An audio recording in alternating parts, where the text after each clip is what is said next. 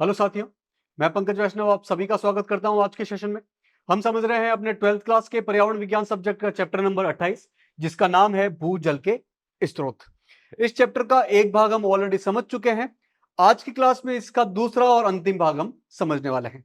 अच्छा, पहले भाग में हमने क्या क्या बातें की थी? सबसे पहले हमने ये देखा था कि भूजल क्या होता है, भूजल और सतही जल में मुख्य रूप से कौन कौन से अंतर होते हैं, वो हमने बातें समझी थी। और देखा था कि भूजल के प्रमुख स्रोत कौन कौन से, मतलब भूजल हमें मुख्य रूप से कहां कहां से मिलता है, जैसे कि झरनों से, कुओं से, नलकूप यानी कि ट्यूबवेल के माध्यम से और हैंडपंप के माध्यम से। आज के इस दूसरे भाग में हम ये समझने वाले हैं कि भूजल को हम कृत्रिम तरीके से कैसे पुनर्भरण कर सकते हैं, उसकी तालिका कैसे ऊपर ला सकते हैं, और भूजल की मुख्य रूप से समस्या कौन कौन सी है, जैसे कि भूजल का बढ़ता हुआ प्रदूषण और भूजल की बढ़ती हुई कमी। तो भूजल के बारे में कुछ और बेसिक बातें हम आज की क्लास में समझने वाले हैं। सबसे पहले देखते हैं भूजल का कृत्रिम पुनः आवेश या भूजल का कृत्रिम पुनः भरण, मतलब कृत्रिम तरीके से हम वापस भूजल को भर रहे हैं, उसकी तालिका ऊपर लाने की कोशिश कर रहे हैं। तो कृत्रिम पुनः भरण एक ऐसी प्रक्रिया है जिसमें सतही जल का अधिकतम भाग सीधे जमीन के अंदर या तो उसे जमीन पर फैलाकर या पुनर्भरण कुओं का उपयोग या फिर प्राकृतिक दशाओं से ज्यादा निषेधन द्वारा कराया जा सकता है। तो अपना जो सतही जल बहता है, सतह के ऊपर जो पानी बहता है, मुख्य रूप से तालाबों, झीलों, नदियों के माध्यम से, इस सतही जल का अधिकतम हिस्सा हम भूजल के अंदर डाल दे, भूमि के अंदर डाल दे, इसे हम कहते हैं कृत्रिम पुनर्भरण। अब ये कैसे कैसे किया जा सकता है? एक तो आप पानी को फैला दो ताकि वो धीरे धीरे अंदर चला जाए, या फिर आप पुनर्भरण कुएं बनाओ जिसके माध्यम से धीरे धीरे वापस अपना जो भूजल है वो पुनर्भरण हो सके, उसका रिचार्ज हो सके। तो कृत्रिम पुनर्भरण, कभी कभी इसे योजनाबद्ध पुनर्भरण भी कहते हैं, एक ऐसा तरीका है जिसमें जल को भूमि के नीचे संग्रहित किया जाता है ताकि जल की कमी के समय इस जल को हम उपयोग में ला सके। तो जमीन के अंदर जल को संग्रहित करना ताकि हम कभी जरूरत पड़े तो इसको उपयोग में ला सके, इसे कहते हैं कृत्रिम पुनर्भरण, और कभी कभी इसे योजनाबद्ध पुनर्भरण भी कह सकते हैं। अब इसके अलग अलग तरीके हैं। भूजल को कृत्रिम रूप से भरने के लिए, कृत्रिम पुनर्भरण के लिए अलग अलग तरीके हम देख सकते हैं। सबसे पहले देखते हैं सीधा कृत्रिम पुनर्भरण तरीका कौन कौन सा, एक अप्रत्यक्ष भी देखेंगे हम आने वाली स्लाइड में। इसमें पहला है फैले हुए बेसिन द्वारा, मतलब स्प्रेडिंग बेसिन द्वारा। इस पद्धति में क्या किया जाता है, जमीन पर हौज बनाकर इसमें पानी को फैला दिया जाता है, उसमें पानी को भर दिया जाता है ताकि इसे मौजूदा भूभाग में खुदाई करके प्राप्त किया जा सके। तो पानी को ऊपर फैला दो हौज बना के, ताकि वो पानी धीरे धीरे इसके अंदर चला जाए और जब जरूरत हो तो हम इसे बाहर निकाल सके। दूसरा है पुनर्भरण गर्त एवं शॉफ्ट द्वारा, जिसे इंग्लिश में बोला जाता है रिचार्ज पिट्स एंड शाफ्ट द्वारा। अक्सर कम पारगम्यता, पारगम्यता मतलब कि जो आर पार जा सके। तो जिस क्षेत्र में ऐसी मिट्टी है, ऐसी भूमि है कि पानी अंदर स्वतः नेचुरली नहीं जा सकता है, उसे बोला जाता है कम पारगम्यता वाले क्षेत्र। तो अक्सर कम पारगम्यता के क्षेत्रों में भूमि की सतह और जल तालिका होती है। इस प्रकार की परिस्थितियों में कृत्रिम पुनर्भरण की प्रणालियां जैसे कि गर्त और सॉफ्ट प्रभावी हो सकते हैं। तो ऐसी जगहों पर मुख्य रूप से ये प्रणाली, गर्त एवं सॉफ्ट प्रणाली प्रभावी हो सकती है।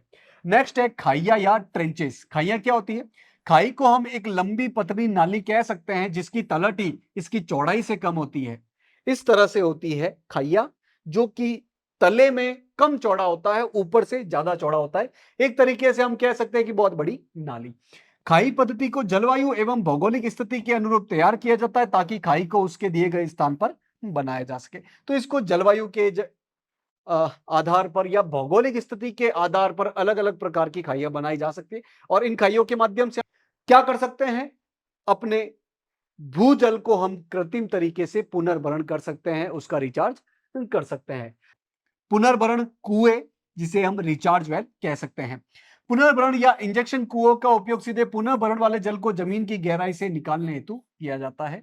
तो इन कुओं के माध्यम से हम अपने भूजल को वापस रिचार्ज कर सकते हैं। इनको बोला जाता है पुनर्भरण कुएं या रिचार्ज वेल्स।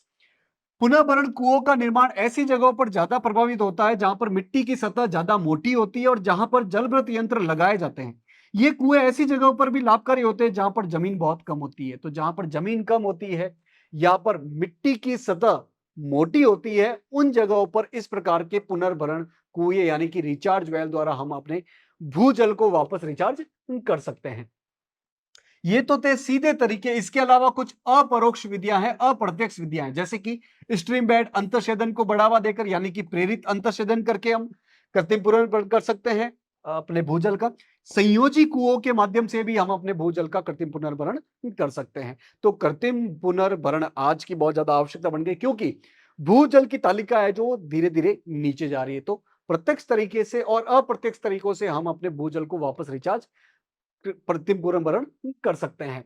देखते हैं भूजल की गुणवत्ता, यानी कि अपने जमीन के अंदर का पानी की क्वालिटी के बारे में क्या विशेषताएं हैं। तो भूजल की मुख्य रूप से विशेषताएं क्या क्या है? सामान्यतः यह दूषित नहीं होता है भाई, ये ज्यादा दूषित नहीं होता है। क्यों? जमीन के नीचे की तरफ है, सामने नहीं है, खुला नहीं है, इसलिए इसमें सतही जल की तुलना में थोड़ा कम प्रदूषण होता है।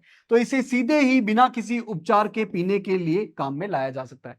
चूंकि इसमें प्रदूषण ज्यादा नहीं होता है, तो इसको सीधा ही बिना किसी उपचार किए ही सीधा अपने प्रयोग में लाया जा सकता है। किसी एक स्थान से अनेक स्थान पर उपलब्ध कराया जा सकता है। हमने देखा था कि लगभग सभी जगह पर भूजल होता है, कहीं पर ज्यादा होता है, कहीं पर कम होता है, यानी कि इसको एक जगह से दूसरी जगह पर उपलब्ध करवाया जा सकता है। सूखे का इस पर कोई प्रभाव नहीं पड़ता है। सूखे का प्रत्यक्ष रूप से इस पर कोई प्रभाव नहीं पड़ता है। सूखे का मतलब कि तापमान ज्यादा है, पानी कम है, नमी कम है, दूसरी जो वनस्पति है वो भी कम है। तो चूंकि ये तो जमीन के अंदर होता है, तो इसका सूखे का इस पर प्रत्यक्ष प्रभाव नहीं पड़ता है। देखते हैं भूजल की गुणवत्ता में वर्तमान समय में, हाल ही के समय में बहुत ज्यादा कमी आई है, उसकी क्वालिटी कम हो रही है। देखते हैं इसकी क्वालिटी में कमी आने के प्रमुख कारण क्या है। मिलावट, जल का अतिदोहन, या फिर इन दोनों का जुड़ा होना। तो जनसंख्या बहुत तेजी से बढ़ रही है और प्रति व्यक्ति पानी की जरूरत भी बढ़ रही है। और लोग अब क्या कर रहे हैं, अपने घरों में, प्रत्येक घर में, बहुत सारे क्षेत्रों में प्रत्येक घर में ट्यूबवेल खुदा के भूजल का ज्यादा से ज्यादा दोहन कर रहे हैं। और चूंकि अब पानी अपने घर में उपलब्ध हो गया है, तो लोग क्या करते हैं, उसे लापरवाही से प्रयोग करते हैं। वो सोचते हैं कि अथाह पानी है, अनंत पानी, लेकिन ऐसा नहीं है। पानी भी एक लिमिटेड मात्रा में है। तो अत्यधिक दोहन करने से, उसमें चीजों को मिलाने से, जैसे अलग अलग प्रकार के प्रदूषक तत्व मिलाने की वजह से उसकी क्वालिटी धीरे धीरे खराब होती जा रही है। उद्योगों से निकलते हुए अपशिष्ट, रसायन एवं संकटदायी अपशिष्टों का उप सतह में प्रवेश करना। तो उद्योगों के माध्यम से जो खतरनाक केमिकल निकलते हैं, जो खतरनाक धात्विक पदार्थ निकलते हैं, इसके अलावा घरेलू क्षेत्रों से, कृषि वाले क्षेत्रों से जो प्रदूषक तत्व निकलते हैं, वो रिस रिस कर भूजल के अंदर चले जाते हैं और भूजल की क्वालिटी को खराब कर देते हैं, उसकी गुणवत्ता को नीचे ला देते हैं। देखते हैं भू उपयोग गतिविधियां एवं उनसे भूजल गुणवत्ता में क्या दुष्परिणाम होते हैं। कौन कौन सी गतिविधियां हैं जिसके माध्यम से भूजल को बहुत ज्यादा नुकसान हो रहा है। पहला है आवासीय गतिविधियां, यानी कि लोगों का रहने वाला क्षेत्र। अब हम क्या करते हैं, अपनी जरूरतों की पूर्ति के लिए बहुत सारे सामान का, बहुत सारे वस्तुओं का इस्तेमाल करते हैं। और इनका इस्तेमाल एक तो हम बहुत ज्यादा करते हैं, और दूसरा इनसे कचरा भी हम ज्यादा निकालते हैं, जिसका हम सही तरीके से निपटान नहीं कर सकते हैं। तो इसको इधर उधर फेंक देने से, म्युनिसिपलिटी द्वारा इधर उधर फेंक देने से क्या होता है, धीरे धीरे ये पानी के साथ रिस कर जमीन के अंदर चले जाते हैं। इनके हानिकारक तत्व जमीन के अंदर चले जाते हैं और अपना भूजल जो है वो बहुत ज्यादा खराब हो जाता है। नेक्स्ट है औद्योगिक एवं वाणिज्यिक गतिविधियों। बड़े बड़े उद्योगों से, बहुत बड़ी कॉमर्शियल एक्टिविटीज के कारण बहुत सारे रासायनिक पदार्थ, बहुत सारे धात्विक खतरनाक पदार्थ यूं ही नदियों में, तालाबों में, झीलों में छोड़ दिए जाते हैं, और इनका पानी धीरे धीरे नीचे रिसकर भूजल को भी खराब करता है। नेक्स्ट है खदानों द्वारा, यानी कि खनन के माध्यम से। खनन के माध्यम से यानी कि जमीन के अंदर से मानवों के उपयोगी तत्वों को बाहर निकालना, जैसे कि लोहा निकालना, कोयला निकालना, या फिर कच्चा तेल यानी कि पेट्रोलियम निकालना। इनके खनन के दौरान बहुत सारे खतरनाक तत्व बाहर निकलते हैं और इनको यूं ही फेंक दिया जाता है। उनका सही तरीके से, वैज्ञानिक तरीके से निपटान नहीं किया जाता है। तो फिर अंततः क्या होता है, पानी के साथ मिलकर ये तत्व और इनके हानिकारक तत्व जमीन के अंदर चले जाते हैं, भूजल को बहुत ज्यादा प्रदूषित करते हैं, उसकी क्वालिटी को खराब करते हैं। ग्रामीण क्षेत्रों में, ग्रामीण क्षेत्रों में मुख्य रूप से खेती का काम होता है, और खेती में उत्पादन को बढ़ावा देने के लिए बहुत सारे रासायनिक उर्वरक, कीटनाशक, अन्य रासायनिक पदार्थ डाले जाते हैं। जब सिंचाई के लिए पानी डाला जाता है, तो ये रासायनिक तत्व इस सिंचाई के पानी के साथ बहकर आगे चले जाते हैं, कुछ रिस जाते हैं और कुछ पानी के अंदर चले जाते हैं, और धीरे धीरे अंततः भूजल का पानी अपना खराब हो जाता है। तटीय क्षेत्रों में भी भूजल का पानी बहुत ज्यादा खराब हो रहा है। तटीय क्षेत्र मतलब समुद्र के किनारे लगे क्षेत्र। अब समुद्र का पानी खारा होता है तो तटीय क्षेत्रों में ये खारा पानी आता रहता है, और ये जब धीरे धीरे रिसकर जमीन के अंदर चला जाएगा तो भूजल को बहुत ज्यादा नुकसान करता है। यानी कि अलग अलग गतिविधियों से इंसान भूजल को बहुत ज्यादा खराब कर रहा है, उसकी क्वालिटी को गिरा रहा है। देखते हैं इन सब गतिविधियों के कारण भूमिगत जल में यानी कि भूजल में बहुत सारे सामान्य अपदूषण पाए जाते हैं। वो कौन कौन से हैं? सबसे पहला है नाइट्रेट। नाइट्रेट की अधिकता से बच्चों में ब्लू बेबी रोग यानी कि मिथेनोग्लोबिनोमिया हो जाता है। खेतों में मुख्य रूप से जो यूरिया का प्रयोग किया जाता है वो बहुत सारे नाइट्रेट युक्त पदार्थों को भूमि जल में डाल देता है, और वापस भूमि जल का प्रयोग हम लोग बाहर निकाल कर उसका पीने के लिए और अन्य अन्य कामों में लेते हैं। पीने के लिए जब यूज लेते हैं तो मुख्य रूप से अगर नाइट्रेट बहुत ज्यादा है तो बच्चों में ब्लू बेबी सिंड्रोम हो जाता है, जिसे हम मिथेनोग्लोबिनेमिया कह सकते हैं। इसके स्त्रोतों में सीवेज, उर्वरक, वायु प्रदूषण, भूमि भरण, औद्योगिक स्थल इत्यादि शामिल है। तो ये पानी में नाइट्रेट आया कहां से है? कहां से आता है भूजल में नाइट्रेट? सीवेज यानी कि हम जो मल मूत्र का त्याग करते हैं वो ऐसे ही छोड़ दिया जाता है, अंततः ये भूजल में इसके रासायनिक तत्व भूजल में चले जाते हैं, रिसकर, और भूजल को खराब कर देते हैं, नाइट्रेट युक्त कर देते हैं। खेती में जो उर्वरक लेते हैं उनके माध्यम से भी भूजल में नाइट्रेट बढ़ जाता है। वायु प्रदूषण की वजह से भी नाइट्रेट बढ़ जाता है भूमि में। भूमि भरण, औद्योगिक जो इकाइयां हैं उनकी वजह से जो गंदे पदार्थ छोड़े जाते हैं उसकी वजह से भी भूजल में नाइट्रेट की मात्रा बढ़ जाती है। दूसरा है रोगजनक। बैक्टीरिया और वायरस के कारण जल जनित बीमारियां जैसे कि टाइफाइड है, हैजा है, दस्त है, पोलियो है, हेपेटाइटिस है, ऐसी बहुत सारे रोग हो जाते हैं। यदि भूजल में बहुत सारे बैक्टीरिया, वायरस होंगे तो उसके कारण अलग अलग समस्याएं, टाइफाइड, हैजा, दस्त, पोलियो, हेपेटाइट, ऐसी समस्याओं से मानवों को जूझना पड़ता है। नेक्स्ट है धातु के अवशेष भी बड़ी मात्रा में पाए जाते हैं, जैसे कि पारा पाया जाता है, कैडमियम पाया जाता है, निकिल है, सीसा है। ऐसे बहुत सारे धात्विक पदार्थ भी हमें पानी में देखने को मिलते हैं, मुख्य रूप से भूजल में देखने को मिलते हैं, जो कि इस भूजल को मानव के उपयोग के लायक इसको खत्म कर देते हैं। औद्योगिक रिसाव है, खनिजों का प्रवाह है, तापीय ऊर्जा संयंत्रों से जो फ्लाई ऐश निकलती है, ये भूमिगत जल में धातुओं की मात्रा बढ़ा देती है। तो भूमिगत जल में धातु कहां से आते हैं? ये जो तापीय ऊर्जा संयंत्र होते हैं जिसमें कोयले का प्रयोग करके बिजली पैदा की जाती है, उनसे जो फ्लाई ऐश निकलती है कोयले का प्रयोग करने के बाद, ये फ्लाई ऐश रिस रिस कर जमीन के अंदर चली जाती है और भूमिगत जल में बहुत सारे धात्विक पदार्थों को बढ़ाती है। इसके अलावा खनिजों का प्रवाह हो सकता है, औद्योगिक रिसाव हो सकता है। इसकी वजह से भूमिगत जल में धातु के अवशेष बढ़ने लगते हैं, जो कि इस पानी को मानव के अलायक बना देता है। और कार्बनिक यौगिक भी बड़ी मात्रा में भूमिगत जल में आजकल पाए जा रहे हैं। कृषि में कार्बनिक मिश्रण जैसे कि पीड़कनाशक है, इसके अलावा अलग अलग केमिकलों का प्रयोग करने से भूमि में इनका रिसाव होता है, जिससे कि भूमि में कार्बनिक यौगिक बढ़ने लगते हैं और ये पानी को मानवों के अलायक बना देता है। मानव इस पानी का प्रयोग करेंगे तो बहुत सारी बीमारियां हो सकती हैं। देखते हैं नेक्स्ट प्रॉब्लम भूमि जल से संबंधित, वो है भूमि जल की कमी का जोखिम।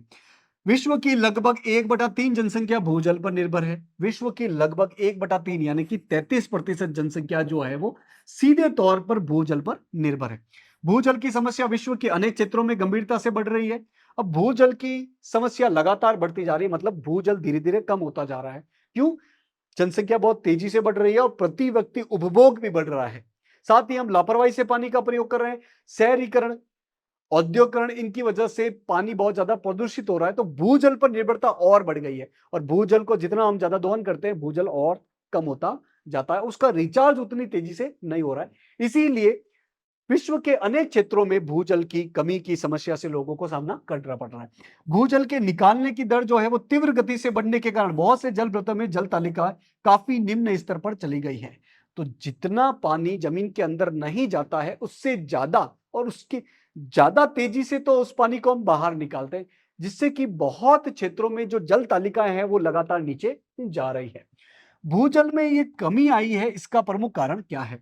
ये मानव क्रियाओं द्वारा उत्पन्न संकट है। मुख्य रूप से इसके लिए कौन जिम्मेदार है? हम मानव और हमारी बहुत सारी गतिविधियां, जैसे कि कृषि में केमिकल का उपयोग है, औद्योगिकरण है, शहरीकरण है, बढ़ती जनसंख्या है, लापरवाही है। इन सब के कारण खाद्य एवं नकदी फसलों की सिंचाई हेतु बनाए गए बहुत सारे कुओं में जल का स्तर बड़ी तेजी से नीचे गिर रहा है।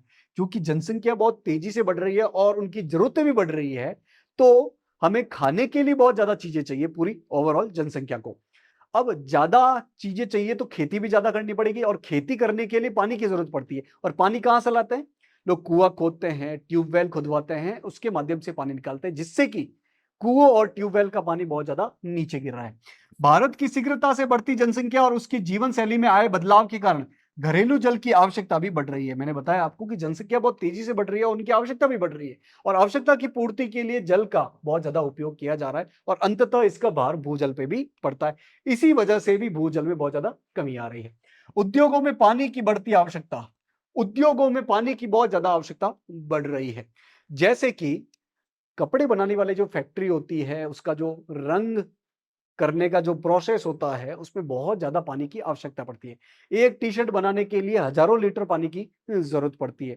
तो जितना जनसंख्या बढ़ेगी और जनसंख्या की मांग बढ़ेगी, जितना ज्यादा फैशन आएगा, उतना ज्यादा औद्योगिक इकाइयां चलेगी, उतना ज्यादा औद्योगिक एक्टिविटीज चलेगी, और औद्योगिक एक्टिविटी जितनी ज्यादा चलेगी, कपड़ों की फैक्ट्रियां जितनी ज्यादा होगी, उतना ज्यादा पानी की मांग बढ़ेगी, पानी का प्रदूषण होगा, यदि हम सही तरीके से पानी का उपयोग नहीं कर रहे हैं तो। ठोस अपशिष्ट पदार्थों का निष्कासन भी भूजल को दूषित करता है। जो अपशिष्ट पदार्थ होते हैं, चाहे वो गीले हो, और प्रमुख रूप से जो ठोस है, उसको हम अंततः पानी में डाल देते हैं, जिसकी वजह से अंततः क्या होता है? भूजल भी बहुत ज्यादा प्रदूषित होता है। और भूजल प्रदूषित मतलब भूजल में कमी। सतही संग्रहण की तरह भूजल का संग्रहण भी बहुत धीमी गति से होता है। तो जितना तेजी से हम उसे भूजल को बाहर निकालते हैं, उतना तेजी से उसका पुनर्भरण नहीं हो पाता है, उतना तेजी से उसका संग्रहण नहीं हो पाता है। निकाला ज्यादा और आया कम, तो अंततः क्या हो जाएगा? भूजल में कमी देखने को मिलेगी। देखते हैं इससे जोखिम क्या होंगे। भूजल की कमी, प्रदूषण की वजह से किन किन समस्याओं का हमें सामना करना पड़ रहा है, या और ज्यादा करना पड़ सकता है। भूजल की कमी भारत जैसे देश के सामने एक विकट समस्या है। भारत एक विकासशील देश है, जनसंख्या बहुत ज्यादा है, तो मांग भी बहुत ज्यादा है। यदि भूजल की कमी आई, उसका प्रदूषण बढ़ा, तो हमारे सामने एक बड़ा संकट खड़ा हो सकता है। कृषि निरंतरता को खतरा है। भाई मैंने बताया आपको कि खेती आज की जरूरत है, बहुत ज्यादा जरूरत है, क्योंकि जनसंख्या ज्यादा है, जनसंख्या की मांग ज्यादा है। तो हमें खाद्य पदार्थ है, नकदी फसलें हैं, जैसे कपास है, जूट है, इनका बहुत ज्यादा उत्पादन करना पड़ रहा है। इसके लिए पानी की जरूरत पड़ी। यदि भूजल में कमी आएगी, तो फिर खेती पे भी संकट आएगा। वर्षा रहित मौसम के दौरान उच्च उद्वाष्पन से पानी की मात्रा में बहुत ज्यादा कमी देखने को मिलती है। तो जिन मौसम में बारिश नहीं होती है, या जो मौसम बहुत ज्यादा सूखे होते हैं, उसके दौरान जो वाष्पीकरण है बहुत तेजी से होता है। पानी जो है वो वायुमंडल में बहुत तेज गति से बहुत ज्यादा मात्रा में उड़ जाता है, तो पानी की सतही मात्रा में कमी आती है। इसीलिए हमें भूजल की जरूरत पड़ती है। और सामने हम देख रहे हैं कि भूजल में प्रदूषण बढ़ रहा है, उसमें भूजल में कमी आ रही है, तो सोचिए हम इसकी आपूर्ति कैसे कर पाएंगे। बाढ़ एवं सूखे जैसे हालात बनने लगते हैं। एक तरफ बाढ़ आती है, दूसरी तरफ सूखा आता है। देश में तेजी से वन आवरण भी घट रहे हैं। वनों को उगाने के लिए, पेड़ों को स्टार्टिंग में बहुत ज्यादा पानी की जरूरत पड़ती है। यदि भूजल में कमी आएगी, तो सोचिए वन आवरण के क्षेत्रफल में भी हमें कमी देखने को मिलेगी। भारत और बांग्लादेश में लाखों लोग भूमिगत जल में आर्सेनिक की उच्च मात्रा, जो कि बहुत ज्यादा विषालु है, बहुत ज्यादा खतरनाक प्रदूषक है, उससे पीड़ित है। तो भारत और अपना पड़ोसी देश बांग्लादेश, यहाँ के बहुत सारे क्षेत्रों में भूजल में आर्सेनिक की मात्रा बहुत ज्यादा बढ़ रही है, जो कि बहुत विषालु है, बहुत खतरनाक प्रदूषक है। मानवों में बहुत सारी जटिल समस्याएं, बहुत खतरनाक बीमारियां ये लेके आता है। तो भूजल प्रदूषण और भूजल में कमी एक बहुत बड़ी समस्या है। इनसे जूझने के लिए हमें क्या करना पड़ेगा? हमें एक जागरूक नागरिक की तरह व्यवहार करना चाहिए। इसका लापरवाही से प्रयोग नहीं करना चाहिए, बहुत सोच समझ के प्रयोग करना चाहिए। और साथ ही अपने आसपास के लोगों, अपने परिवारजनों, अपने दोस्तों को ये बात बतानी चाहिए कि हमें पानी को संतुलित तरीके से यूज करना चाहिए, उसको कैसे साफ सफाई पे ध्यान देना चाहिए, ताकि हम इस जल में आए संकट से लड़ सके और सतत पोषणीय विकास कर सके, भावी पीढ़ी की जरूरतों का ध्यान रख सके। तो आपको करना क्या है? आज जो भी चीजें समझिए उसको आज ही रिवाइज करना। क्योंकि ये चैप्टर कंप्लीट हो गया है, तो एक साथ एक बार फिर से रिवाइज करना है, ताकि एग्जाम में हम अच्छा परफॉर्म कर सके। आशा है आज की क्लास आपको समझ में आई होगी। आज के इस सेशन से जुड़ने के लिए आप सभी का बहुत बहुत धन्यवाद।